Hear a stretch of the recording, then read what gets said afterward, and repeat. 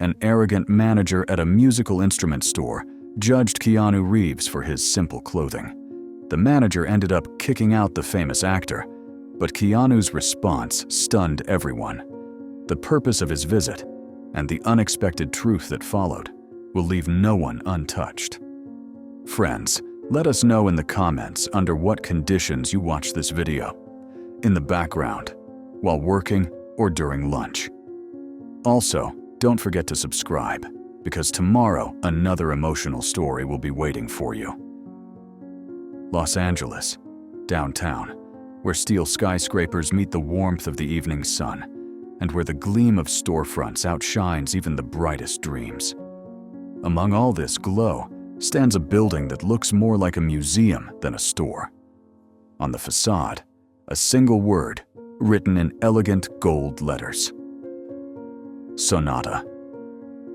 This is not just a musical instrument showroom. This is a temple of music, where every grand piano is a work of art, and every customer is a monarch choosing a crown. Inside, perfect silence, as precious as the grand pianos lined up along the marble floor. The lighting is soft, directed precisely at the instruments, like spotlights on the lead actors of a play. In the center of the room stands a white Fazioli grand piano, adorned with ivory and gold detailing. Price: $150,000. Its surface gleams so brightly you can see your own ambitions reflected in it. This is the piece that draws the eye. It's not sold. It's bestowed upon the chosen few. The clients here are stars, philanthropists, heirs of old families arriving with chauffeurs, lawyers, and music producers. They don't glance sideways. Everything belongs to them. The air carries the scent of elite coffee, and every sound seems softened by a half tone. Everything is perfect, until the door opens and someone walks in. Someone who doesn't belong in this performance. His footsteps are silent, like breath. Jeans that have seen more than one city. A black leather jacket, frayed at the edges, with scuffs on the shoulders. A backpack slung over one shoulder that looks like it remembers the time before the internet. Slightly tousled hair, and a calm, focused expression. This isn't a random passerby, but to those who judge people by the price of their shoes, he's just some guy. Keanu Reeves, a man you might not recognize at first glance, but once you've seen him, you never forget. His eyes wander through the room, pausing on each instrument as if he's listening, not with his ears, but with his heart. And in that silence, his presence rings louder than any melody. Marcus, the store manager, notices him instantly. His gaze is a mix of suspicion, disdain, and professional contempt. He doesn't see a potential customer. He sees a disturbance, something disrupting the sterile luxury. He murmurs, barely audible, nudging another employee. What's he doing here? Keanu doesn't pay attention. He walks toward the grand piano, the one gleaming at the center of the hall like a throne for a king. The white Fazioli. His fingers move slowly, gently brushing the surface as if asking for permission. Then, one soft touch on a key. A single note. Pure. Clear. Not an attempt to impress. A gesture of respect. Marcus watches. He's ready to act, his mind already made up. This man must go. Other employees begin whispering. One of the consultants, young and ambitious Elisa, whispers, "Is that him? That actor, right?" "Can't be," another replies. "If it were, he'd arrive in a Bentley, not walk in with a backpack." A customer nearby glances over, leans toward his companion. "Why's he touching the piano? Is he even a client?" But Keanu says nothing. No explanations. His fingers touch the keys again, playing a simple but haunting chord progression. It doesn't sound like a performance. It sounds like a memory. And for a moment, something intangible hangs in the air. Something you can't buy for $150, or even $150,000. Something real. And in that moment, something begins. Something bigger than just a conflict. A clash of two worlds. One that sees labels and one that sees essence. But for now, just silence. And one man who simply came to buy a piano for children, standing in a room where a label has already been assigned to him. All it takes is one more second, one more gesture, and someone is about to make it. The piano no longer played. Its notes had dissolved into silence, broken only by a raspy voice laced with a calming, yet clearly fake smile. "Need some help?" came a voice from the side. "This isn't an exhibit. Our instruments aren't for demonstrations." Keanu slowly turned. Standing before him was Marcus, the store manager. His smile was tight, like a necktie pulled too hard. It looked polite, but sounded like a warning. His eyes held skepticism, and his gestures, impatience. "Actually, I'm looking for a piano to gift a children's music school," Keanu said calmly, as if the dismissive tone hadn't even reached him. "It's important that it has soul." There was a pause, just a few seconds. And then Marcus let out a soft laugh, tossing his head back slightly. But the tone was unmistakable. Sarcasm. "A piano? As a gift?" he repeated, as if he'd just heard the joke of the year. "Maybe you'd be better off with an old upright from Craigslist?" Several nearby customers turned around. One chuckled. Others simply raised their eyebrows, watching the scene unfold. "Listen," Marcus continued, now without even the pretense of politeness. "We work by appointment only. You must have walked into the wrong place. This store isn't for tourists." Keanu didn't respond. He turned back to the piano. His fingers glided across the polished surface, as if testing whether silence could still be trusted when words lost meaning. That calm disregard only agitated Marcus more. He felt his control slipping. And this wasn't about store policies anymore. It was about someone who didn't meet the standards, refusing to acknowledge his authority. "Hey!" Marcus's voice grew sharper. "You don't look like someone who can afford even the cheapest accessory here. I'm serious. Please don't make me call security." Keanu remained unmoved. His gaze stayed on the piano, on the chandelier's reflection in its gleaming lid. He didn't look angry. He looked sad. Not for himself, but for the moment. And that drove Marcus mad. "Are you deaf?" I said. "The exit is that way," he snapped. "Or I'll have to remove you myself!" The words hit the room like a cymbal crash in a quiet sonata. Everyone in the store froze. Clients, employees. One young man pulled out his phone and began recording. A staff member lowered their eyes. Others nodded, as if pleased someone was finally enforcing order.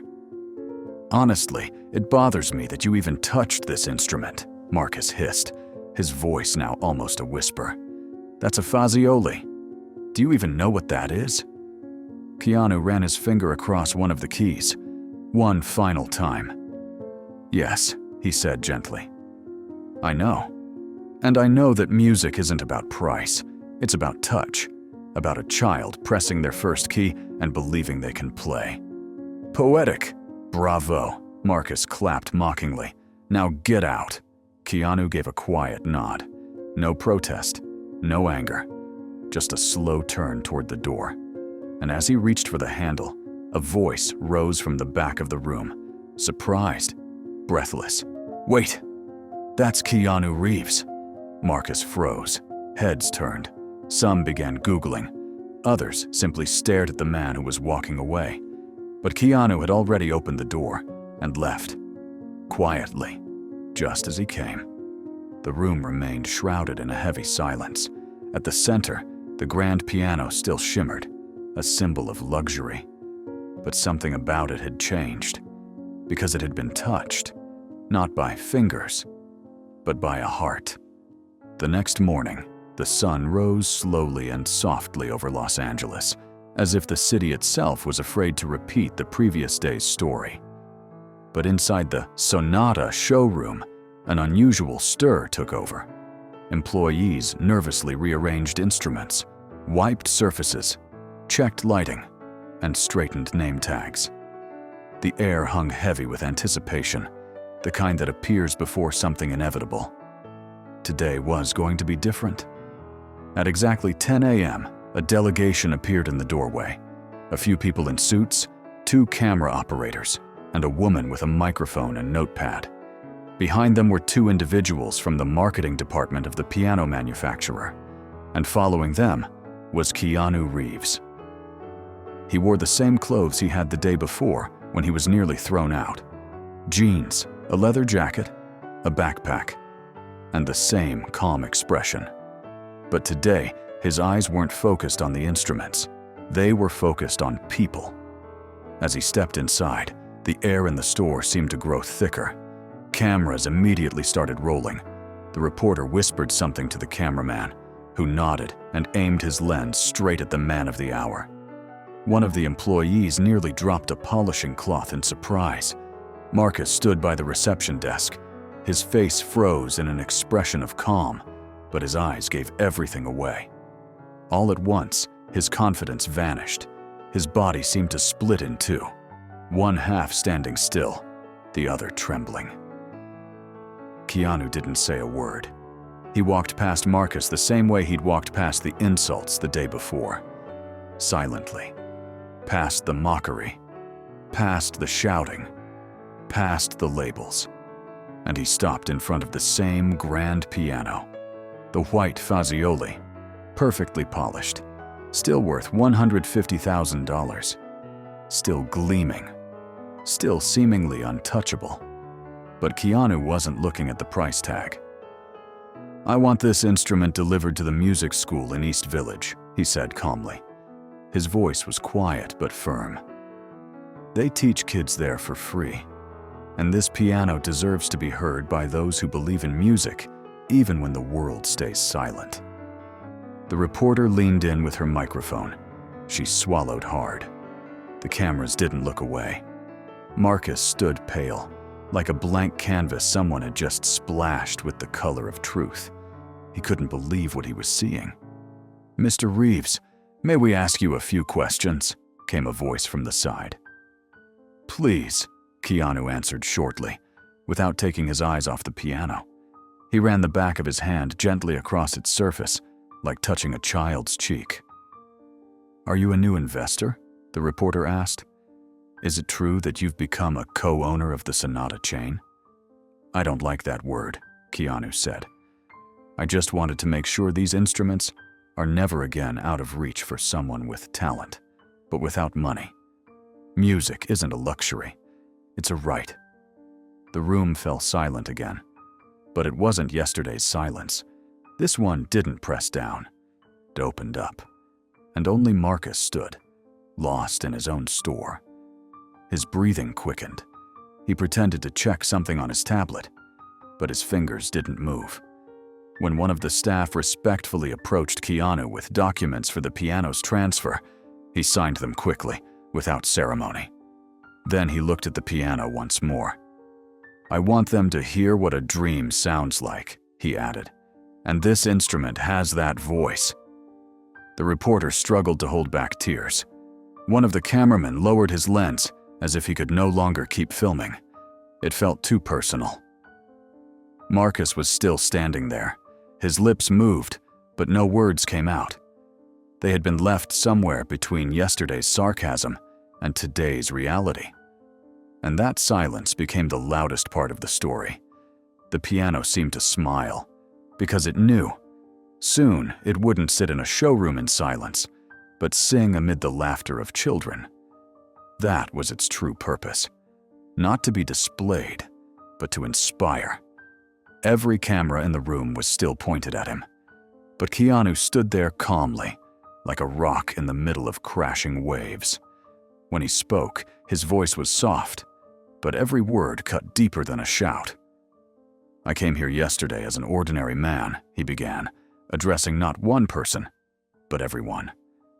In simple clothes, with no bodyguards, no warning. And I was judged. Not for my words or my intentions, but for my clothing, for how I looked. And you know what? I'm grateful. He took a step forward. Marcus instinctively stepped back. The silence returned, but this time it was heavy with tension. People seemed to hold their breath. Because now I know, Keanu continued, how people treat those who don't look like customers, how quickly we label others, how easily we forget that behind every face is a story, maybe even bigger than our own. The reporter wiped her eyes. One of the employees stood with fingers clenched so tightly, their knuckles turned white. Marcus swallowed hard. He tried to speak, his mouth opening slightly, but no words came.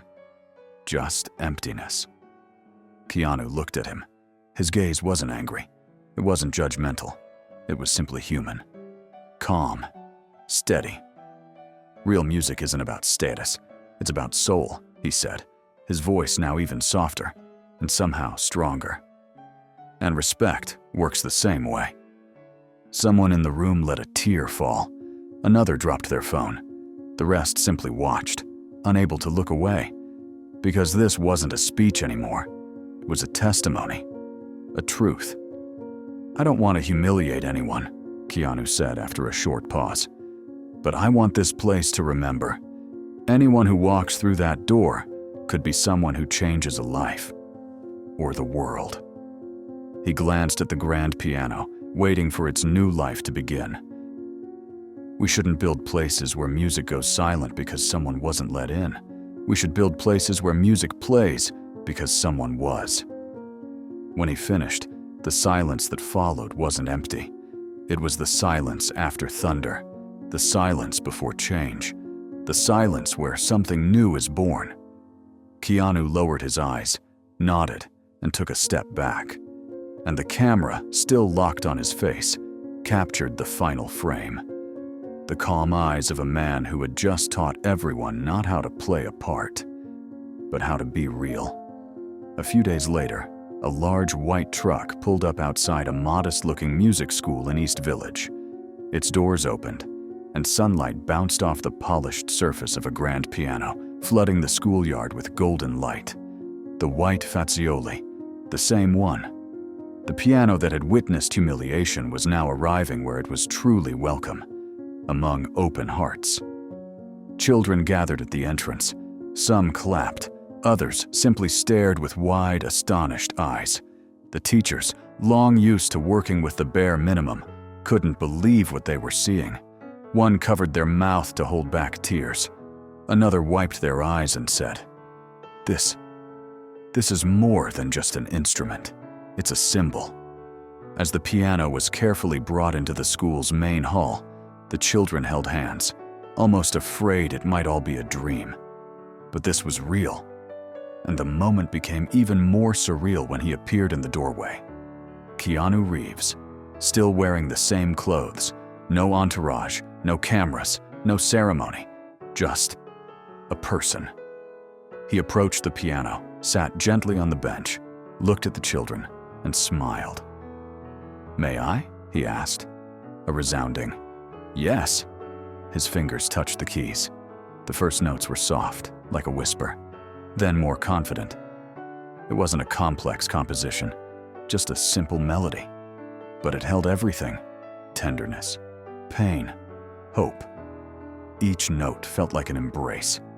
As he played, the children grew silent, listening with mouths slightly open, as if each sound opened a door to another world. When the melody faded, the room remained quiet for a few seconds more. Then, an explosion of applause, tentative at first, then thunderous. Keanu stood, bowed, and smiled with his usual quiet grace. "This piano is yours now," he said. "Make your music, and remember, your dream is no smaller than anyone else's, even if someone tries to convince you otherwise."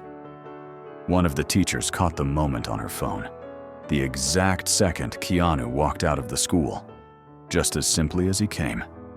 No grand farewell, no flash, just a backpack over his shoulder and a soft smile. leaving behind a piano and a quiet revolution.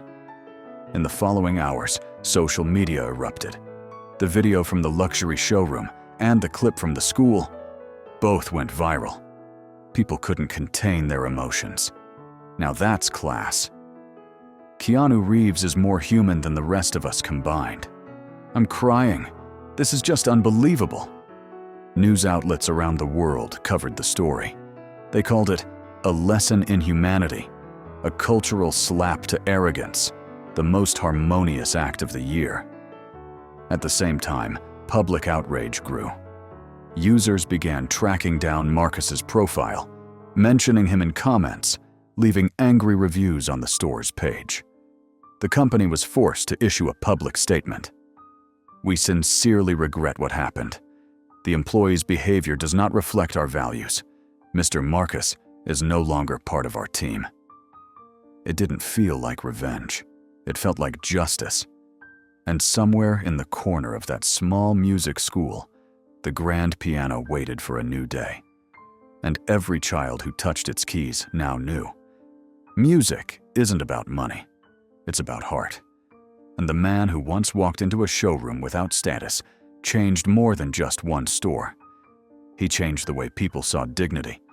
And then he disappeared. Just as he arrived.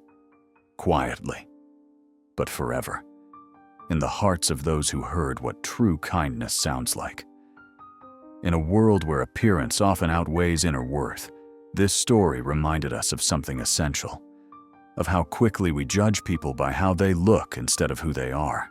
Of how easily we dismiss those who walk in without flashy words, brands, or titles, but bring with them something far more valuable. True light. Keanu Reeves is a symbol of that truth. He's not just an actor. He's a person who showed us that dignity doesn't depend on clothing, and that respect is a choice we make every day. Sometimes the loudest message doesn't come from fame, but from the silence where kindness is born. That piano, that school, those children, they're not just part of a happy ending. They're a reminder to all of us. Every action matters. Every gesture, no matter how small, can spark a ripple that leads to real change. Never underestimate someone you don't understand. And never believe your kindness has no power, because one day, it just might change someone's world. Do good, and remember, the one who's mocked today for their simplicity might be the one who brings music to the world tomorrow. Be sure to share your impressions of the story in the comments, and write what conclusions you have drawn after listening to it. Don't forget to subscribe to the channel, and I wish you all a good mood, and see you in the new video tomorrow.